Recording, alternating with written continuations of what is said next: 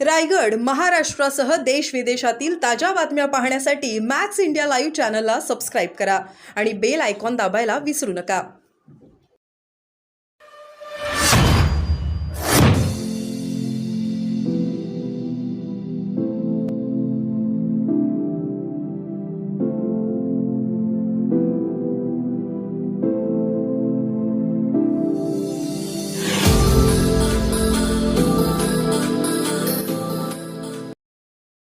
शिवराज्य प्रतिष्ठान महाराष्ट्राच्या वतीने नागोठण्यात युवक युवती मार्गदर्शन मेळावा.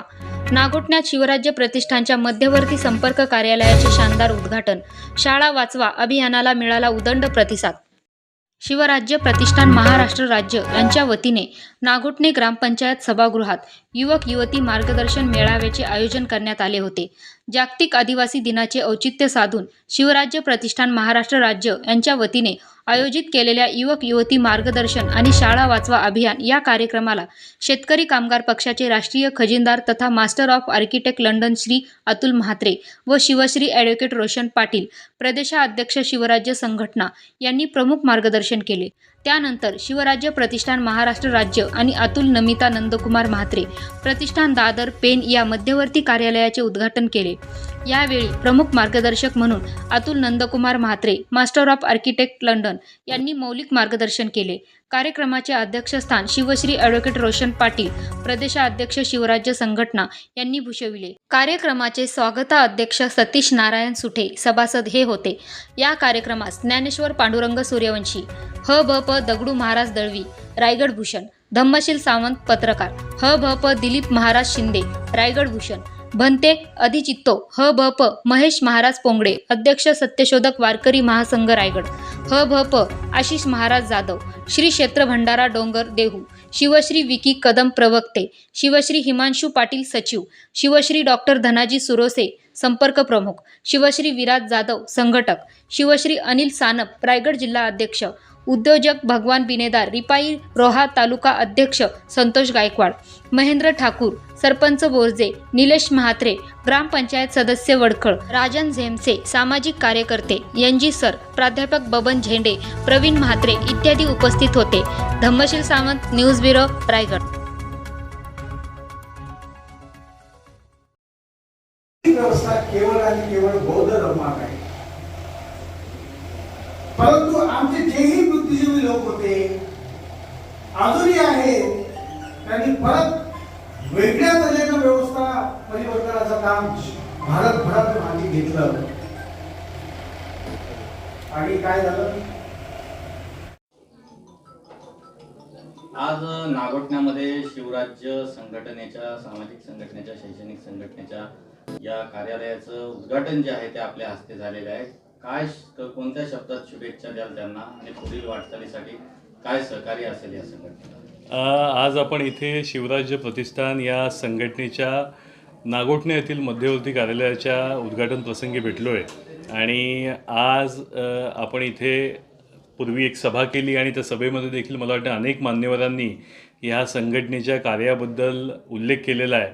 संघटनेने आत्तापर्यंत शिक्षण या क्षेत्रामध्ये फार प्रामुख्याने काम केलेलं आहे आणि येत्या कालावधीमध्ये विविध समस्यांवरती कार्य करण्याची त्यांची इच्छा त्यांनी व्यक्त केलेली आहे.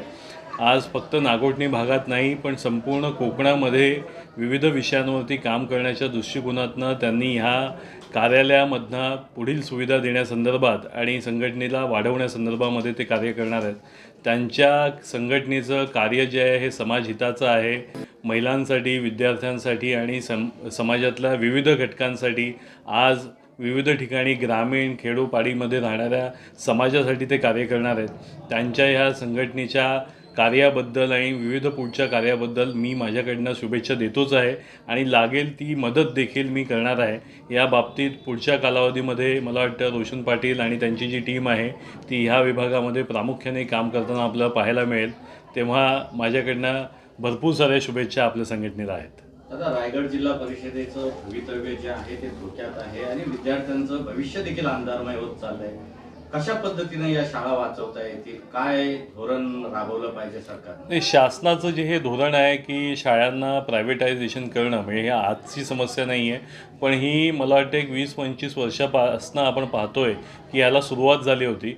शिक्षणाचं जे खाजगीकरण आपण सगळीकडे पाहायला लागलेलो आहोत आणि शिक्षण ही एक कमॉडिटी असल्याप्रमाणे जी ट्रीट होते आज मार्केटमध्ये, एक प्रॉडक्ट असल्यासारखं आपण पाहतो आणि एवढे पैसे भरा आणि हे शिक्षण घ्या अशा प्रकारे डिग्रीचे जे कोर्सेस विकले जातात, विविध कोर्सेस आपल्याला पाहायला मिळतात.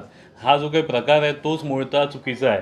आपल्याला शिक्षणाला याला कमॉडिटीसारखं न ट्रीट करता किंवा आज ज्या पद्धतीने आपण शासकीय शाळांचं खाजगीकरण होताना पाहतोय, जे शासनाने करण्याला धोरण म्हणून राबवायचा प्रयत्न केलेला आहे तो चुकीचा आहे.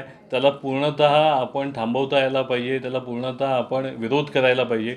या दृष्टिकोनातनं ही संघटना पुढच्या काळामध्ये काम करताना आपल्याला पाहायला मिळेल.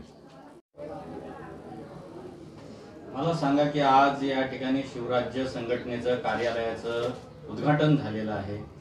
कशा पद्धतीनं जनतेला, विद्यार्थ्याला आपल्याकडून न्याय देण्याची आपली संकल्पना असणार आहे पुढच्या काळात? शिवराज्य प्रतिष्ठानचं आज 13 ऑगस्ट रोजी भव्य असं कार्यालयाचं उद्घाटन झालं.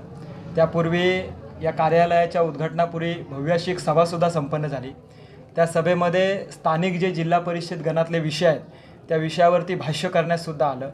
शिवराज्य संघटनेच्या माध्यमातून न्याय मिळावा यासाठी आम्ही कोर्टामध्ये PL सुद्धा दाखल केली आहे की आमच्या जिल्हा परिषदेचा जो न्यायाचा लढा सुरू आहे की शाळा 20% पटसंख्याअभावी बंद केल्या जात आहेत.